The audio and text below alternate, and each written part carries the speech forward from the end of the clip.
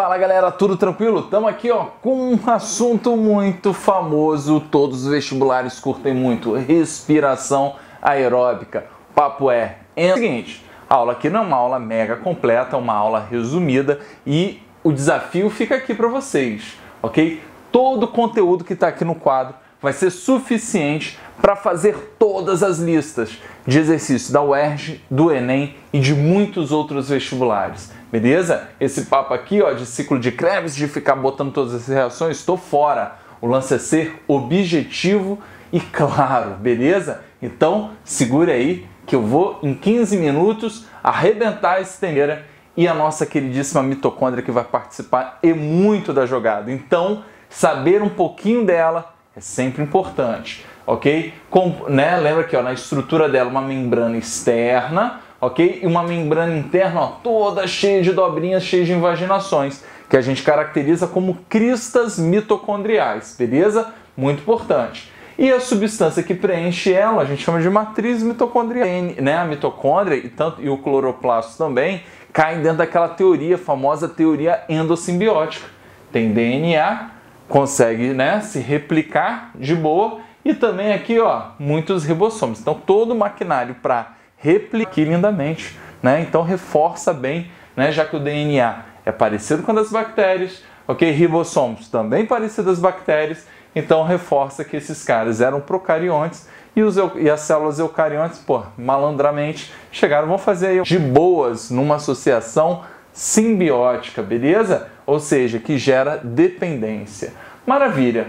Pronto, da mitocôndria vocês já sabem, principalmente os compartimentos que vão estar relacionados a cada uma das etapas da respiração aeróbica.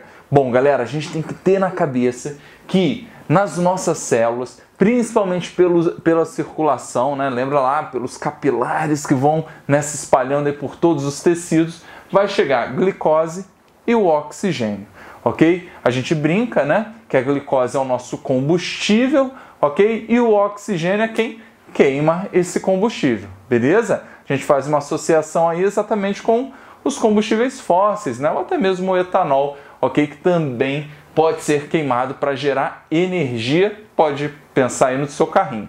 Ah, então eu vou só dormir na minha vida que é muito bom. Não, calma aí, A gente tem que ter dentro do nosso o quê? Equilibrada com o que você bota para dentro, que você consome, senão, cara, você provinha da UERJ, ok? A ideia da glicose chegar à célula, ok? Pode ter algumas vias. No rango, beleza? Obviamente, pós-rango a taxa de glicose no sangue aumenta, beleza? Mas a gente tem que pensar também em alguns outros momentos. Principalmente a UERJ gosta no momento que você está fazendo um exercício prolongado, ou seja, tu tá correndo, não tá comendo um McDonald's. Mas a ideia é o seguinte, você começa a consumir essa glicose e quando você deixa de se alimentar, ok? O teu corpo encontra vias de manter essa glicose elevada. Então você vai falar de glicogenólise, você vai falar de gliconeogênese, ok? Então são processos alternativos aí para manter essa glicose sempre elevada. Show? Fica a dica aí, estudem muito metabolismo dos carboidratos. Bom, a gente vai considerar a situação tranquila que está chegando glicose lá na célula, oxigênio, maravilhoso, ok? Tudo rolando de boa. Então a gente vai dividir esse processo em 3 etapas. Glicólise, que rola ainda no citoplasma, não estou relacionando a mitocôndria na jogada, ok? E aí a gente tem a quebra, ok? Da glicose em 2-piruvatin. Deixa para a faculdade vocês aprenderem as 10 reações que tem aqui, beleza? Só que 7 ATPs, ok? De saldo e 2 NADH. Esses caras muito importantes para o processo, ok? Lembra que esse cara está transportando um eletrinho energizado junto com o hidrogênio, ok? E vai ser muito importante para a produção da ATP. Então contem os NADH, daqui a pouquinho a gente vai botar bonitão. Então glicólise está rolando no citoplasma ainda da célula, estou quebrando a glicose em 2-piruvatin, saldo, 2 ATPs e 2 NADH. Ok? Lembra que essa aqui é a mesma glicólise que rola lá na fermentação alcoólica, na fermentação acética, ok? Inclusive na fermentação lática, não muda nada. Só que, cara, com 2 ATPzinho, a gente não fica em pé, a gente demanda muito mais energia, ok? E é exatamente o que a gente vai começar a trabalhar a partir daqui, né? A partir do nosso queridíssimo antigo ciclo de Krebs, hoje mais chamado de ciclo do ácido cítrico, ok? Que rola na matriz mitocondrial. Opa, Vitão, já está falando de mitocôndria. Exatamente. O papo aqui já está rolando dela, total dependente, né, da nossa queridíssima mitocôndria. Maravilha? Então rola na matriz. Ciclo de Krebs é na matriz mitocondrial. E eu estou pegando aqui ó, os dois piruvatim que foram produzidos, ó. Ok? Ah, então posso usar ácido pirúvico? Pode. Né? Lembra que o termo piruvato está caracterizando a forma iônica. Ok? Então esse cara reage com coenzima A, ok? Forma 2-acetil-CoA. Essa reação é a reação que muita gente chama de preparo do ciclo de Krebs. Fiquem super à vontade. Vou ser bem sincero, não é tão importante saber as reações, muito mais a essência de cada uma delas. Ok? Então, dessa brincadeira, ó, 2-piruvatinho com CoA formam 2-acetil-CoA, 2 NADH e 2 moléculas de CO2. Está aí uma relação bem importante para vocês. Esses carbonos do CO2 são os carbonos aqui, ó, da nossa queridíssima glicose. Daqui a pouquinho, em que liberamos o acetil, ok? O oxalacetato reage com acetil e forma o citrato.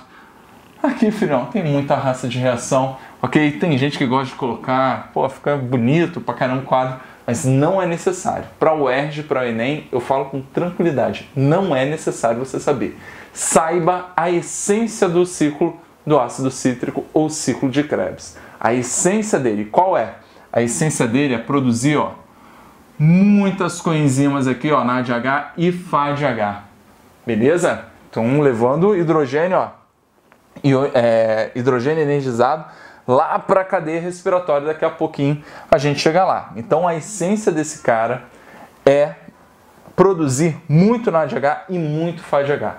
E repare que a gente produziu, ó, 4 CO2. Eu comentei para vocês que os carbonos eu tenho que pensar em 6 moléculas de CO2 liberadas. 2 com 4, 6. Ok? E tem 2 molequinhas de ATP aqui já prontamente formadas e 2 ATPs. Então repare só. Esses NADHs e FADHs serão utilizados para produzir energia. Eu já botei aqui o saldo total. Saldo total para fazer a conta com 3 e o FAD com 2. Ok? Quem fez com 2,5, 1,5, como alguns falam, cifo. Tá? Então, esquece isso. NADH multiplica por 3, forma 6. 2 ATPs, prontamente formado 2 ATPs. Agora, contem comigo aqui, ó. 2 NAD com 6. Na minha terra dá 8. 8 vezes 3, 24. Beleza? 2 FADHs, cada FAD 2 ATPs, valor didático. Multiplica aqui, deu 4. E a gente já tem 2 ATPs prontamente formados. Somando tudo aqui, eu estou falando que cada molécula de glicose, né, produz 38 ATPs. Ok? Então, trabalhem com esse valor, ok? Esqueçam, né, valores esdrúxulos para o nosso ensino médio. Vamos trabalhar com esses valores. Se o cara quiser mudar, todos trabalham com esses valores aqui. Todos. Beleza? Show de bola. Agora, Vitão, ó, você falou que produz 38. Agora vem a pergunta. Como? Como a gente produz esses 38? Então, agora a gente tem que partir. Reparem só. Membrana externa, membrana externa. Membrana interna, membrana interna. Ok? Só que o que não apareceu aqui na esquerda, ó, no meu desenho, são as proteínas, as enzimas que compõem aí a crista mitocondrial, ok? Então, cadeia respiratória ou fosforilação oxidativa ocorre nas cristas mitocondriais. Vocês ficam super à vontade aí para chamar essa etapa do jeito que quiserem, beleza? Bom, vamos entender um pouquinho, então, do porquê desses nomes, que aí você fica à vontade, né, para escolher aí o que você acha melhor colocar no teu caderninho. Bom, repare que aqui, ó, o ciclo de Krebs. O que a gente comentou? Agora a gente vai começar a rabiscar que o ciclo de Krebs, ó, ele tem como objetivo maior produzir essa grande quantidade, ok, de NADs e FADs. Então, essa é a essência dos caras. Produzir essa cacetada. E a gente comentou que eles estão resgatando elétrons, ok? Essas reações, elas liberam elétron energizado, ok? E eles captam junto com a reação com o hidrogênio. Então, o que era, né? Vou botar aqui para ficar claro. O que era NAD+, com elétron e H+, a gente reduziu esse cara, ó, lembra que na química adicionar elétron é reduzir, a gente reduziu esse cara em NADH, beleza? Bom, esse cara aqui, ó, NADH, FADH pra caceta. E a gente falou que a gente tem várias proteínas aqui nas cristas. Uma delas, as mais famosas, são os citocromos, ó, estão aqui, ó, citocromos, que são aceptores de elétron, o nome já diz, a função. Então eles vão pegar esse elétron energizado do NADH e do FADH, ok? Outro papo, não precisa ficar decorando citocromo, deixa para a faculdade. A ideia aqui é simples, galera. O elétron é aceptado, olha só, cromos, eles conseguem, né, aceptar ou puxar os elétrons com níveis cada vez mais baixos de energia. É como se esse último aqui, ó, estivesse puxando esse elétron para cá. Pô, maravilha. Eu formo aqui, ó, um queridíssimo fluxo de elétron, ok? Então isso aqui é o famoso fluxo de elétron. Ah, Vitão, então esse fluxo de elétron vai até o O2. E o O2, galera, ele recebe o título, bem importante, de aceptor final de elétron. Ah, Vitão, então eu posso garantir para vocês que se eu marcar esse oxigênio aqui, ó, esse O2 molecular, ok, com um oxigênio radioativo, eu vou encontrar esse cara aqui, ó, no oxigênio da água, que são Marvéia, que é o rascunho da Bíblia, ok? Marcou o O2, achou no oxigênio da água. Tranquilo? Bom, pergunto para vocês, função do fluxo de elétron: permitir, ok, a passagem de prótons, de H+, exatamente para onde, galera? Aqui para o espaço entre membranas. Espaço entre membrana externa, membrana interna. Chamamos de espaço intermembranar. Ah, Vitão, então se eu estou passando muito H+ para cá, qual é o papo? Meu irmão, eu vou ter aqui, ó, um gradiente de concentração. Beleza? Então a gente forma um gradiente de concentração de H+ no espaço intermembranar. E aí, gente, não tem jeito, né? Eu tenho a tendência, ó, de retornar com esse H+ para o espaço interno da mitocôndria. Enzima, talvez a mais famosa de todas essas aqui, a queridíssima ATP sintase. Ah, Vitão, então é essa que gira, ok? Quando passa o H+, né, do espaço intermembranar para a parte interna, ela passa aqui, gira um fosfato inorgânico, formando o nosso queridíssimo ATP. Beleza? Né? Um papo clássico que rola aqui é exatamente o que é? Né? A brincadeira da hidrelétrica. Né? Como se o H+ fosse água, nossas hidrelétricas. Show de bola? Agora, se apeguem muito isso aqui, ó. No caso do NADH, quando ele deixa os elétrons, ele reoxida. Que essa palavra é palavra-chave. Reoxidação, tá? Das coenzimas aqui do NADH. Show de bola? Tranquilo, galera? Então, essa é a explicação para a produção do ATP. Outra situação que cai muito na UERJ, eu não vou botar de maneira resumida agora. Eu vou ter nas questões e eu vou botar um resuminho para esses 3 fatores, ok? De uma forma muito mais bonita para não ficar muito apertado. Mas vai aqui um breve resumo. Cianeto.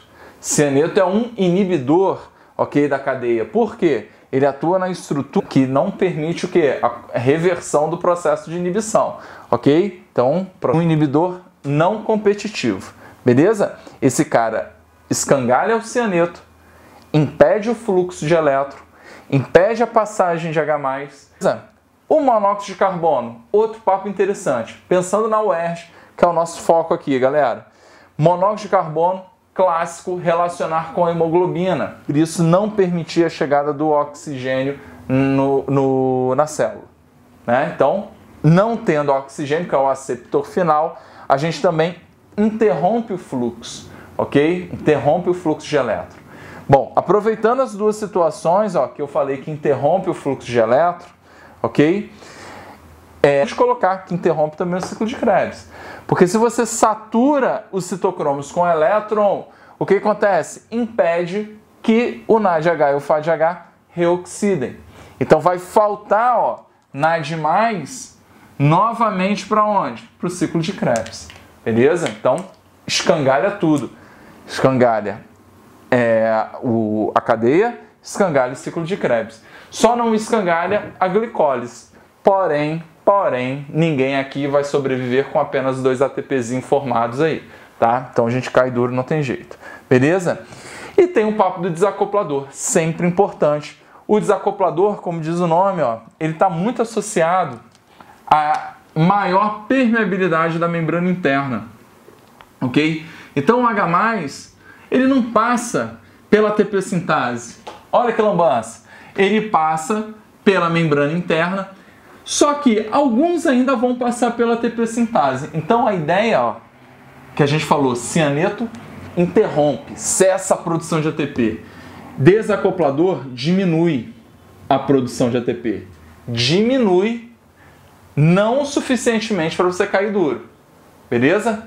Tá? Então ele vai diminuir com o intuito exatamente de quê? Não é com o intuito, desculpa, né? Não é bem o intuito, né? Mas a ideia de quê? Que diminuindo a produção de ATP, o nosso mecanismo como um todo, ele tende a trabalhar mais para compensar essa diminuição. Um mecanismo de feedback. Então, se você tem muito ATP acumulado dentro da mitocôndria, né, a tendência é o quê? Dar uma interrompida, diminuir o metabolismo. Agora, se você está diminuindo, todo esse mecanismo aqui, ó, começa a rodar mais com o intuito de compensar o ATP. E aí a gente tem um detalhe, porque no ciclo de Krebs a gente falou, ó, que libera muito CO2. E galera, uma ideia muito simples, muito simples. Se você come muita glicose, né, se você se alimenta muito, ok? Não tem jeito. Se você não fizer nada, se seu esporte predileto é mudar séries no Netflix, o que for, meu irmão, não tem jeito. Tu vai engordar, tu vai acumular glicose no teu corpo. Show? De maneira bem simplória que estou falando. Agora, se você come razoável, faz esporte, tá rodando isso tudo aqui com uma frequência maior, a ideia é que mais CO2 está sendo liberado. Mais CO2 liberando, pô, quer dizer que você está consumindo muita glicose. Bacana, tu vai manter o peso ou vai emagrecer. Principalmente se você diminuir a quantidade ingerida, porque foi o que eu falei, a gente vai ter que recorrer a reservas de glicose para manter o nível de glicose elevado. Show de bola? Tranquilo, gente? Agora, em relação ao desacoplador, tá? Então, gravem isso. Aumenta a permeabilidade, diminui a quantidade de ATP e, naturalmente, acelera o metabolismo, ok? A gente tem aqui como desacoplador também a termogenina, que é muito caracterizada aí em animais que hibernam e tudo mais, né? A gente, quando é bacurizinho, né, a gordura marrom tem uma quantidade maior de termogenina, ok? Para manter a temperatura do indivíduo, ok. No Enem caiu essa ideia de dinitrofenol, que também é um desacoplador, ok? Que acelera muito, ok? A galera tende ao quê? A recorrer a outros, né, outros substratos que liberem glicose. E aí, filho, vai liberar muito CO2. Pode caracterizar o emagrecimento e por aí vai. Show de bola? Como eu falei, fiquem tranquilos que esses 3 fatores a UERJ gosta demais. Então a gente vai fazer aí, daqui a pouquinho, as questõezinhas a respeito dessa galera. Show de bola? Um resuminho, tá, galera? Essa matéria, pô, para horas aí de aula, mas vai funcionar aí para os exercícios que vão vir em seguida aí nos vídeos seguintes. Show? Até mais!